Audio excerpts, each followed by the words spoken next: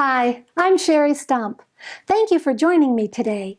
I'm reading from the devotional book, God's Amazing Grace by Ellen White. Today's reading is June 25, found on page 184. The title of today's devotion is The Bright Side of Religion. In Habakkuk chapter 3 and verse 18, we read, I will rejoice in the Lord. I will joy in the God of my salvation. Everyone who loves God is to testify of the preciousness of His grace and truth. Those who receive the light of truth are to have lesson upon lesson to educate them not to keep silent, but to speak often one to another.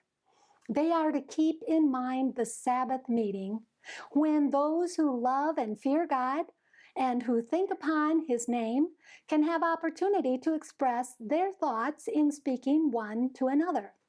The majesty of heaven identifies His interests with those of the believers, however humble may be their circumstances.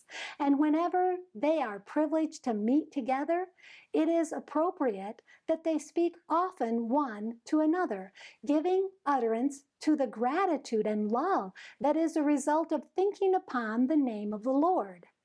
Thus shall God be glorified as He hearkens and hears, and the testimony meeting will be considered the most precious of all meetings, for the words spoken are recorded in the book of remembrance. Do not gratify the enemy by dwelling upon the dark side of your experience. Trust Jesus more fully for help to resist temptation. If we thought and talked more of Jesus and less of ourselves, we should have much more of His presence.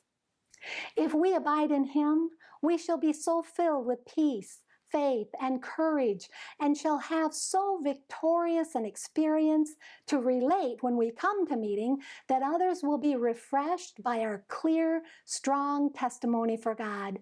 These precious acknowledgments to the praise of the glory of His grace, when supported by a Christ-like life, have an irresistible power which works for the salvation of souls.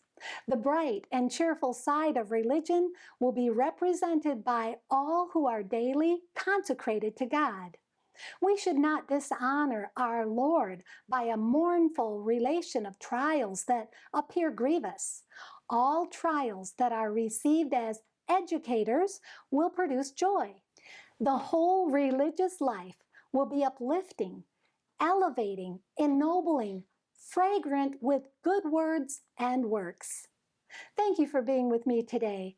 Please join me tomorrow when we'll read about how worthy is the Lamb. And may God bless you abundantly above all you can ask or think.